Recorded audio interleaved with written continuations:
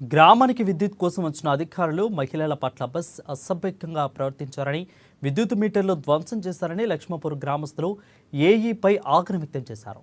మెదక్ జిల్లా రామాయంపేట మండలం లక్ష్మపూర్ గ్రామంలో విద్యుత్ బిల్లుల కోసం వెళ్లిన ఏఈ తిరుపతి రెడ్డితో పాటు విద్యుత్ సిబ్బంది బిల్లుల వసూలు విషయంలో మహిళల పట్ల అసభ్యకరంగా ప్రవర్తించారని ఆరోపించారు. ఇక మీటర్లు తొలగించి ధ్వంసం చేశారని, ప్రశ్నించిన వారిని తమకు ముఖ్యమంత్రి సోదరుడు బంధువు అవుతారనే బెదిరింపులకు పాల్పడ్డారని గ్రామస్తులు ఆరోపించారు. మా నాన్న చనిపోయి 10 సంవత్సరాలు అవుతుంది.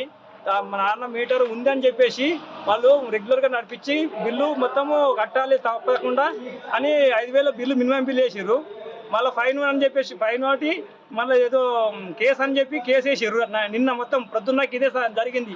మా ఊళ్ళో ఎవరు లేకుండా మా ఇంట్లో ఉన్న ఆడవాళ్ళను బెదిరించేసి తమ్మకి కలెక్షన్ కట్ చేసి మన నాన్న పేరు మీద ఉన్న అసలు మీటర్ యూజ్ చేస్తలేము. ఆ మీటర్ వీళ్ళ దగ్గరనే ఉన్నది, ఏఈ వారి దగ్గరనే ఉన్నది. పాత మీటర్ తీసుకొచ్చి ఇక్కడ మా విలేజ్లో ఉన్నటువంటి లైన్ మ్యాన్ రావికి ఇస్తే రావి తీసుకొచ్చి ఇక్కడ ఇచ్చేసిండు. తీసుకొచ్చి ఇచ్చి మళ్ళీ మీటర్ తీసుకొస్తే నీ కలెక్షన్ మీ అన్న కలెక్షన్ ఇస్తా, లేకపోతే ఇవ్వను. మళ్ళీ ఇంకోటి నిన్న నైట్ మా పిల్లలు ఎంత ఇబ్బంది పడరో నాకు తెలుసు.